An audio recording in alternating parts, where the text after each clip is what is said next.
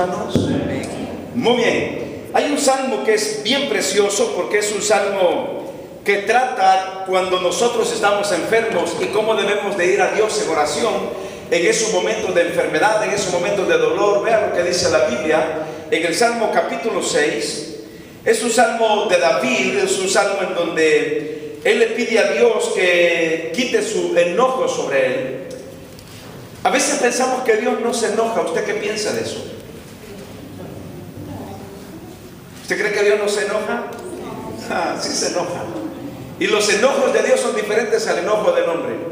El enojo del hombre es un enojo con egoísmo, con orgullo, con jactancia. El enojo de Dios es un enojo totalmente diferente. Es un enojo santo, es un enojo sin rencor, es un enojo por celo a su santidad, es un enojo por celo a su obra, y es un enojo totalmente diferente. Hay un pasaje en la Biblia en donde dice: airaos, pero no pequéis. No se ponga el sol sobre, ¿qué dice la Biblia? Sobre vuestro enojo, ni deis lugar al diablo. Entonces, cuando hablamos de enojo, hablamos que la diferencia entre Dios y nosotros es que el enojo de Dios es un enojo justo y santo. El enojo del hombre es un enojo egoísta, es un enojo con prejuicios, es un enojo con rencor, es un enojo con envidia, es un enojo con malicia, pero no así el enojo de Dios. En una ocasión, el rey David sentía que Dios estaba enojado con él, y Dios sí estaba enojado con él. Enojado con él porque se había apartado de sus caminos, alejado de sus mandamientos. Pero aquí en esta ocasión ahora, David le está pidiendo a Dios que se calme, que ya no lo reprenda con su enojo, que quite su ira de él. Porque cuando vemos en la Biblia el enojo de Dios, por el enojo de Dios, ¿qué ciudades fueron destruidas en el Antiguo Testamento? Dios se enojó, y fue un enojo justo y santo. Cuando Dios hizo al hombre y el hombre pecó en contra de la voluntad de Dios, desobedeciendo, ¿usted cree que Dios se alegró?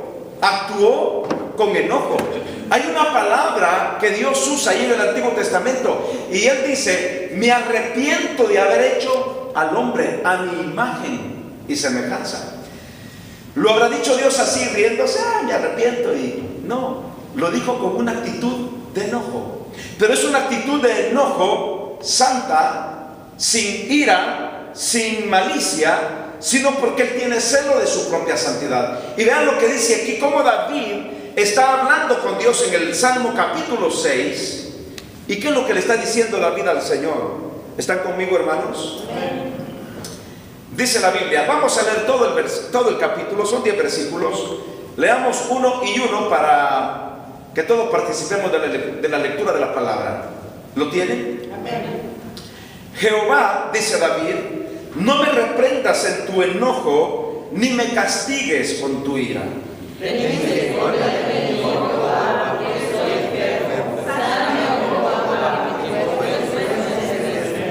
Mi alma también está muy turbada, y tú, Jehová, ¿hasta cuándo?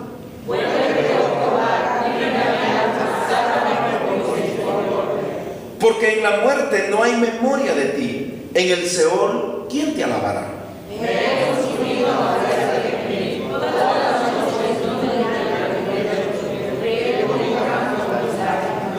Mis ojos están gastados de sufrir, se han envejecido a causa de todos mis angustiadores.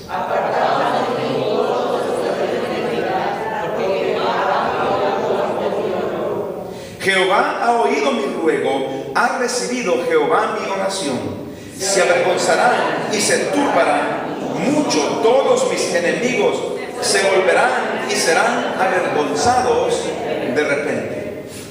El rey David no solamente estaba enfermo, el rey David también tenía enemigos. Enemigos que se burlaban, enemigos que lo criticaban, enemigos que estaban dispuestos para censurarlo y para condenarlo. Porque David, aparte de que era un rey, también era un hombre guerrero. Y como un hombre guerrero, también tenía grandes enemigos. Pero me gusta cómo comienza él en el versículo 1 y le está diciendo al Señor: Jehová, no me reprendas en tu enojo, ni me castigues con tu ira. Hermano, ¿cómo se sentiría David para llegar a exclamarle a Dios y decirle: Jehová, ya no me reprendas con tu enojo, ni me castigues con tu ira? ¿Qué habrá sentido el rey cuando él sentía, por ejemplo, la enfermedad en su cuerpo, el dolor en su cuerpo? ¿Cómo se habrá sentido el rey David para tener un corazón angustiado y clamarle a Dios: ya no me reprendas con tu enojo, ya no me castigues con tu ira? Un corazón abatido, un corazón lleno de lamentos. Cuando alguien está enfermo, lo único que puede hacer es lamentarse, pero también puede hacer otra cosa: ir a Dios en oración. Porque David, mis hermanos, fue a Dios en oración, y de tal manera que cuando estaba en oración, él sabía que podía esperar la paz de Dios y la bendición de Dios. Muchas veces, hermanos, en medio de nuestra enfermedad, yo sé que buscamos los médicos, buscamos las medicinas, pero no se olvide de un recurso maravilloso que tenemos. Y ese recurso maravilloso que tenemos, ¿cómo se llama? Se llama Dios. Ese recurso maravilloso se llama Dios. La oración es el medio por lo cual nosotros buscamos el rostro de Dios. Y aquí veo a un hombre que está enfermo, diciéndole: ten misericordia de mí, oh Jehová, porque estoy enfermo. Ten misericordia de mí, oh Jehová, porque estoy enfermo. ¿Qué es mejor? ¿La misericordia de los hombres o la misericordia de Dios? La misericordia de Dios. Le voy a decir por qué. Si lo dejan así, tranquilo, hermanos, así. Miren, la misericordia de Dios, les digo una cosa, es 1000 veces mejor que la misericordia de los hombres. Porque la misericordia de los hombres va acompañada con cierta arrogancia. Oh, yo lo perdoné, o te voy a perdonar porque me lo pides, te voy a perdonar porque me lo exiges. Y es una misericordia que va acompañada hasta con lástima. No así la misericordia de Dios. Y no solo eso, yo me acuerdo en una ocasión en donde David estaba diciendo de que él mejor esperaba en la misericordia de Dios que en la misericordia de los hombres. Le voy a decir por qué. Porque en la misericordia de Dios, ¿qué dice la Biblia a través del profeta Jeremías? Dice que por la misericordia de Jehová que no hemos sido consumidos, y que cada mañana su fidelidad es nueva para con nosotros. No así la misericordia. Mire, la misericordia de los hombres tiene un límite y tiene un hasta aquí. La misericordia de los hombres va acompañada con esa arrogancia, con esa prepotencia. La misericordia de Dios no.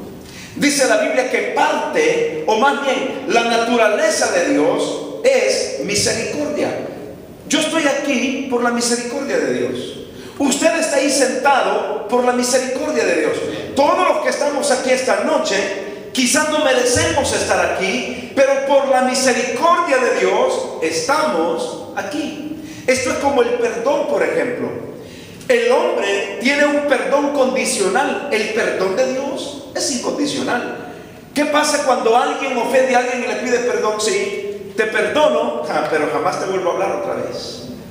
O te perdono, pero me sigues cayendo mal. Te he perdonado, pero no soporto mirarte.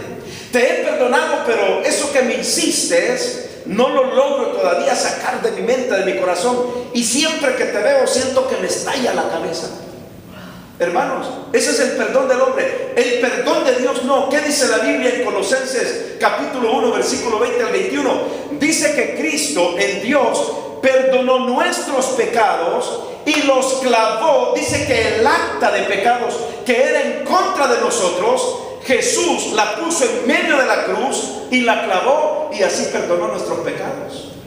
¿Usted cree que Dios es un Dios que va a estar perdonando, o cómo decirle, recordando cada día nuestros pecados? Él nos perdona, porque su perdón es un perdón incondicional. El perdón de nosotros no. Incluso somos a veces como el apóstol Pedro. ¿Cómo era el apóstol Pedro? Cuando le pregunta a Jesús: Señor, ¿cuántas veces debo perdonar yo a mi hermano o al hermano que me ofende? ¿Y qué le dijo Jesús?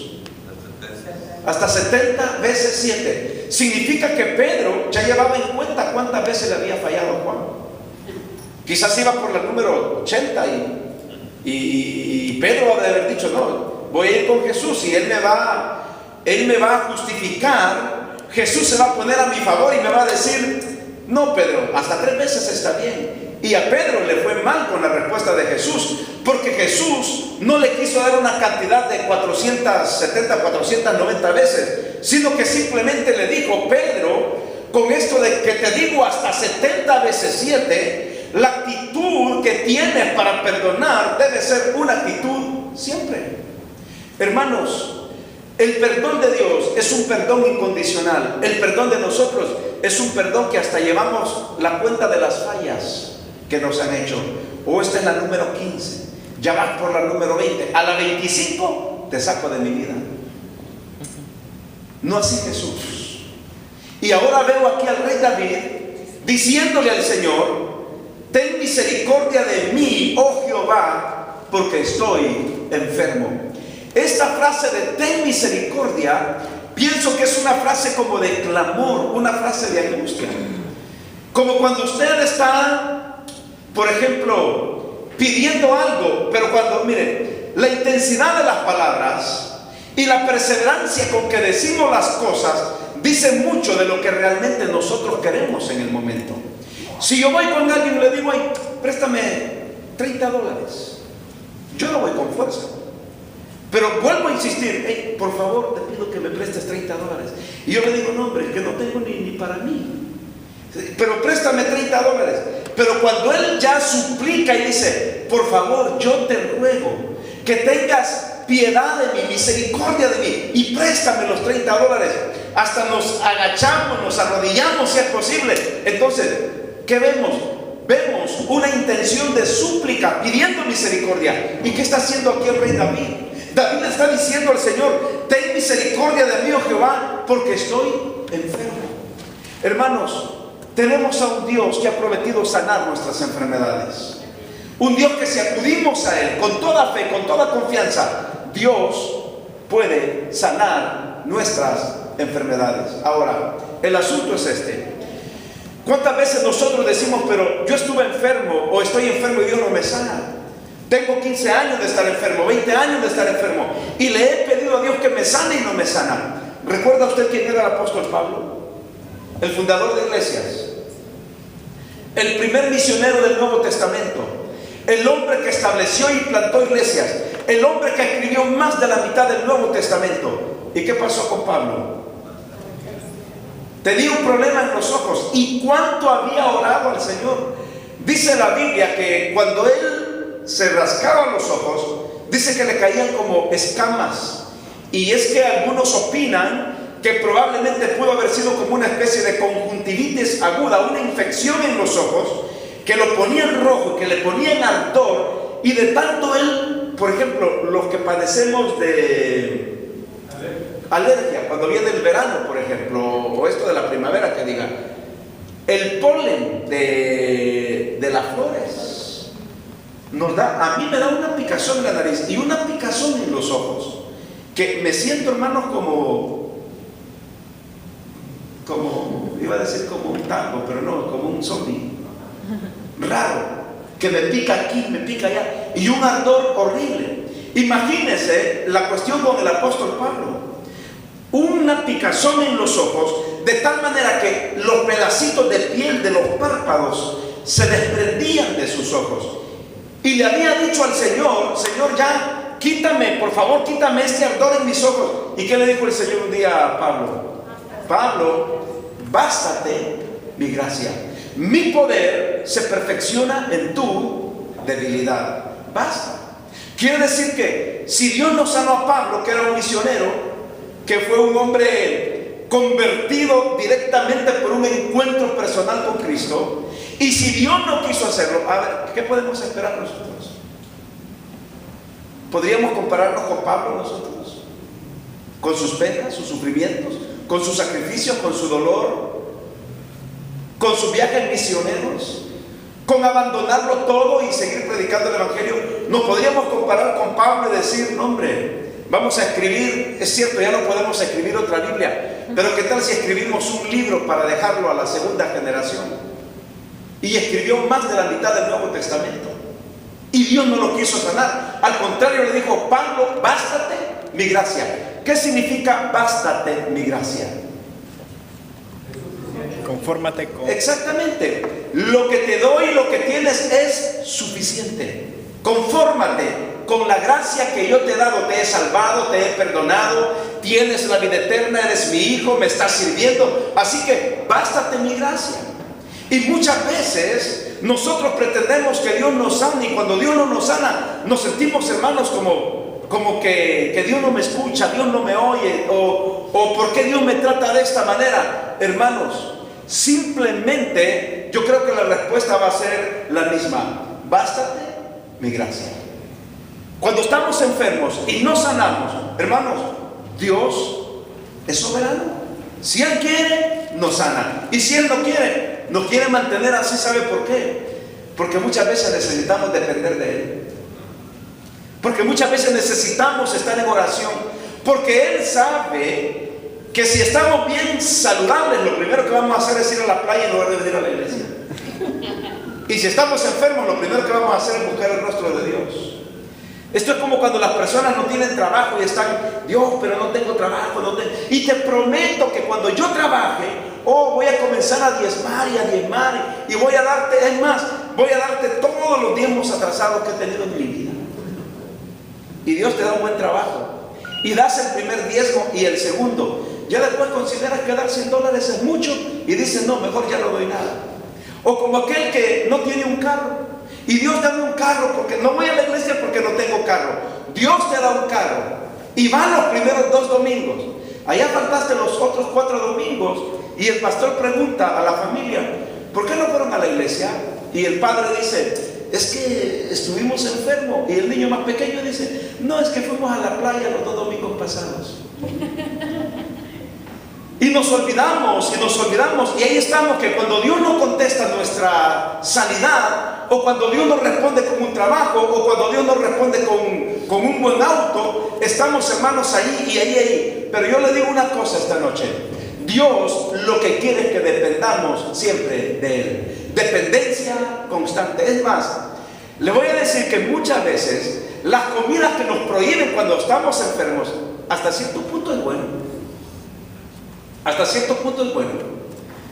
Si no tuviéramos dieta por ciertas enfermedades, si ya estamos gorditos, ¿cómo cree que estuviéramos sin dieta? Yo estaría, hermanos. Nunca he hecho dieta, pero yo le aseguro que yo estaría. Las dietas que hago yo a veces son estas: si me comía 4 tortillas en el desayuno, me voy a comer 2. Pero ahí está todo el conque, todo lo demás. Si me comía otras 4 en la noche, no, mejor hoy no como tortillas, pero me como todo lo demás. Y yo creo que Dios quiere que dependamos día con día de Él. Y David había llegado al punto en que la desesperación por su enfermedad y sus enemigos lo tenían acorralado, lo tenían atribulado. Y por eso está diciendo: ten misericordia de mí, oh Jehová, porque estoy enfermo. Sáname, oh Jehová, porque mis huesos se estremecen. Cuando usted ha tenido una fiebre, de esas fiebres duras, ¿cómo se ha sentido? A los hombres no les pregunto, porque los hombres se mueren de una fiebre, nosotros los varones. Les pregunto a las mujeres: ¿cómo se han sentido mujeres? No, hombre, las mujeres no sienten nada. Yo no puedo entender cómo las mujeres con fiebre, con insomnio, sin pelo, con dolor de cabeza, andan haciendo el oficio, hermanos. Amén. Y nosotros los hombres, ¿qué? Una media fiebre, el caldito de pollo, y que nos lo lleven a la cama, porque nos duelen los huesos. ¿Ah? Que me duele el dedo de la uña aquí, me está doliendo. Y sentimos que nos morimos. Yo miro a las mujeres y doy gracias a Dios porque las hizo fuertes. Les dio una estructura emocional bien fuerte y una estructura física también bien fuerte. Primeras en levantarse y últimas en acostarse. Ahora, siempre hay excepciones, porque hay mujeres que tampoco son así. Lo general así es, pero yo le aseguro que hay mujeres que no son así. Pero los hombres así somos, una media gripe, Yo a veces cuando estornudo le digo a Mirna, a ver si salgo de esta. Y ahí estoy, a ver si salgo de esta. Y si me da un día jueves y Jocelyn me dice, ¿cómo te sientes? Ay, a ver si llego el domingo para predicar. ¿Y cómo somos? Pero no así las mujeres. Es que ya siempre he dicho, hermanos, las mujeres pueden hacer 1000 cosas a la misma vez. Yo no puedo entender cómo pueden estar viendo la novela y estar platicando. Estar platicando y estar pendiente de los frijoles que no se le quemen. Estar planchando y a la misma vez silbando. Y nosotros los varones no podemos caminar y masticar chicle a la misma vez. O masticas chicles o caminas. Y con el baby aquí, con el teléfono aquí. Bueno, con 7 niños aquí alrededor y con el teléfono aquí y con el montón de rulos por todos lados. Hermanos, lo que trato de decir es que cuando dependemos de Dios, las cosas son diferentes. David está diciendo que sus huesos se estremecían.